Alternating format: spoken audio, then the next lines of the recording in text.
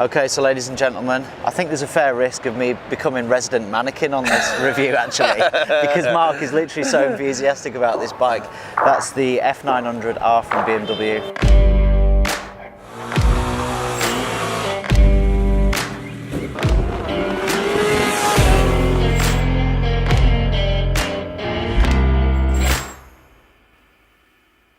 So this is a really hugely important motorcycle for BMW, in my opinion. Replaces, I think it's fair to say, a bike that has probably been in production for a little bit too long.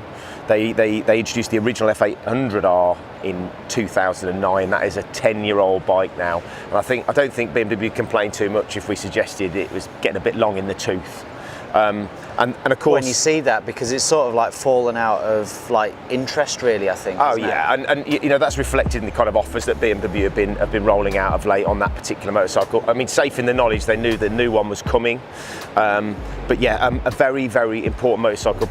Given that in that intervening period, that market has become huge, right? Middleweight bikes now are such an important sector for all the major manufacturers. I've got to say, BMW have really put their best foot forward with this bike. Haven't they just? And on specification alone, I mean, it's just massive, and actually for like a really super competitive price, taken into account the competition.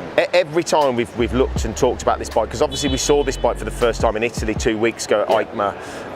I mean, there are so many sort of pluses for this motorcycle, but the thing that really kind of shouts the loudest is the value for money. And it's a little bit unfair, really, to kind of talk about that in too much detail, because it's almost like you're kind of diminishing all the other benefits of having a bike like this from BMW. But you can't argue with the fact that when you offer the entry-level bike on this product at 8,395, it's just unbelievable value for money. You know, you're buying yourself a BMW, and I know. Yeah. I mean, you know that, and you kind of hit the nail on the head, really, with that, because BMW is a premium brand, it's a premium manufacturer. You know, I've like, even if you look at the cars, you know, I've owned Honda cars, I've owned other, you know, sort of car, and then I've also owned a BMW, and even on spec form, you know, if the cars are like pretty similar, you jump into BM, there's a difference. There is I think everybody who rides a BMW ends up, but you know, it's not a BMW, whether that's the switch gear, whether that's the way it rides, whether it's the way it brakes, you know, it just works. And on specification form, okay, they might not shout the loudest, you know, like weight on this bike is 211 kilos wet.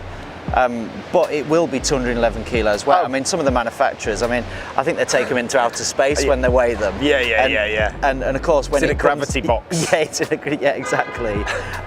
So, you know, everything that they say about it will be the case. You know, they're conservative, aren't they? Yeah, they are, and conservative on the side of accurate. Yes. But you cannot get away from that, and at the risk of sounding like a massive BMW fanboy, what you get with this bike at that price is just outrageous, to be honest. And they've been very deliberate about that. You know, they want to side into that market and say, you know, potential Yamaha buyers, potential Triumph buyers, potential Kawasaki buyers, you've got to look at our bike. And what they've also done, of course, in terms of a styling exercise, if you put the old F800 next to this is a huge leap forward. You know, it is a really good looking bike. I mean, Jeff has never been a massive, he's always liked his Jap bikes, hasn't he? For the first time, I dragged him over to the stand in Italy, and he's absolutely loving this thing. Is he? You know, proportions are right. You know, the whole sort of design language of this bike is a big step forward. And again, the sit on it feels nice. Riding position is great. Yeah. And of course, the tech that comes with the bike. Now, obviously, the entry-level bike is at 8.3. We've been talking to one of the representatives on the BMW stand over the last couple of days. He's been kind enough to give us a bit of an inside track on the spec, because the bike's going to sell is the Sport. And this is the Sport model. Actually, in my opinion, it's got the nicest colourway as well. It's got the nicest selection of bits and pieces on it. So, but the spec list is it's ludicrous. Yeah, it is. In fact, it's so long that I've got the actual official spec book here. And I mean, just to give you an idea, BMW Motorrad ABS, ASD stability control, TFT with connectivity, and obviously the guys have been kind enough to turn it on this morning. How cool is that TFT display? It's the best TFT I've seen on a motorbike, you know, and of course as well, it's operated with this really nice dial that's sort of on most of the BMW there is an actual term for that, and I can't remember it either, but it works really intuitively. Information, Mark. But so the TFT works really well. It looks really good. It's super bright.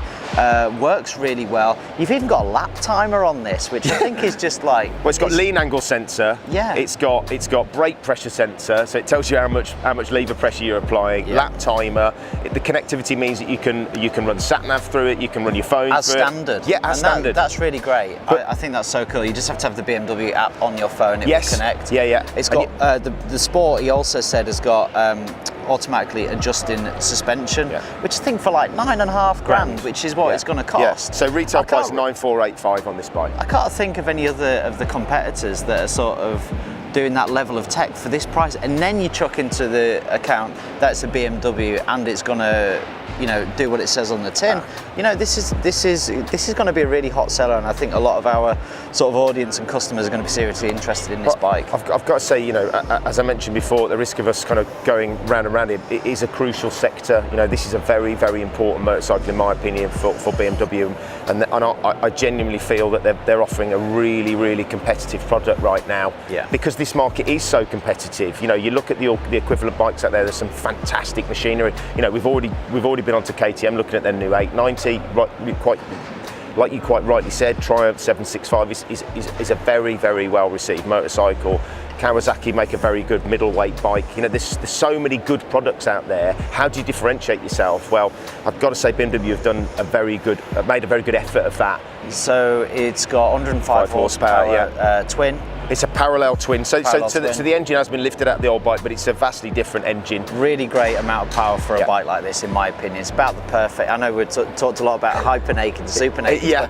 But, you know, this engine is going to be great. Yeah, I mean, look, it offers more performance than the previous bike. Yes, the curb weight is slightly up, but it's got a low centre of gravity. Another thing with this, it's got a plastic fuel tank. I think it's 13 litres. So of course, you know, all the weight is at the bottom of the bike. So you know the centre of gravity is going to be low, which improves handling and sharpness and agility. And as I say, the spec on the Sport, and that will be the key product. That's that spec of bike, quick shifter, a massive suite of electronics on it. It's even got heated grips. Oh, I love heated grips. We just wanted to get a second opinion. Obviously, the bike hasn't been sort of released to the press yet for road testing, but you have been lucky enough to ride the bike, and a little bit in anger, as I understand it. Could you just sort of tell us a little bit about what it rides like? Yeah, absolutely. So we were lucky enough to go and ride this on the launch videos and the promo videos over in Croatia. Wow. And first of all, the new motor is awesome. If you've ever ridden the old F900R, it was a good bike, but it was starting to feel a little flat. And the new 850 motor in these 900s has got so much more drive and mid-range. Right. It's kind of woken the whole bike up. Yes. So it's kind of now, instead of wringing its neck everywhere, you're now kind of always got a ton of torque. Doesn't matter what gear you're in. It goes. Just absolutely goes. Any gear. I think that's been the biggest change for me, is that now you've got so much mid-range. Yes. You're not up and down the gears all the time. It's made it a nicer road bike. So you can kind of really hustle the bike, as well as it being a kind of tourer, and it ticks multiple different boxes now, I think. Yeah, absolutely, and it's marketed as a sort of bit more of an aggressive street bike now than the old one, and it does just that. You know, we were lucky to go and play in a big warehouse, so we did a load of big fast road riding, and it was lovely on that big beautiful flowy bends. Right. And then we had a big warehouse to play in as well, with skids and stunts and a few jumps as well. I don't know if they made the final cut, and in that circumstances, it was quite a playful bike, I think. So, I mean, kind of aside from the riding experience, they've done a massive change in terms of the styling. So, I guess what they're trying to do is kind of match up that more aggressive look and profile with the way the bike rides as well, I guess. Absolutely, yeah. And the F900R was kind of, the bike had been around a long time, you know, and in all honesty, I think a lot of people had forgotten it existed. It's like 10 years, I think, 10-year anniversary. It's quite a long time, for BMW particularly. Exactly, and so when this came out, like I say, it needed a new styling, it needed a kind of, and a bit more of a shift towards a younger, more sporty market, which BMW's changed, you know, in the last decade. They've come that more sporty, more aggressive way. Absolutely. I think this has got a massively wider appeal than the previous bike. It looks modern, it feels modern, and obviously based on what you're telling us, it rides in a much more contemporary way. Exactly that, and again, like with all the new BMWs now, you've got TFT dash, you've got Rider Mode, you've got all of those kind of creature comforts that we've come to expect, that then make a fast performance street bike really usable on a day-to-day basis. Brilliant, perfect, thank you very much. Every BM that I've ridden, and I've ridden a few now actually, which I'm You're catching up with me? Yeah, I'm catching up, not quite there yet. But I've always come off and thought that the brakes are really sorted, and this looks to be no different. It's got, you know, Brembos.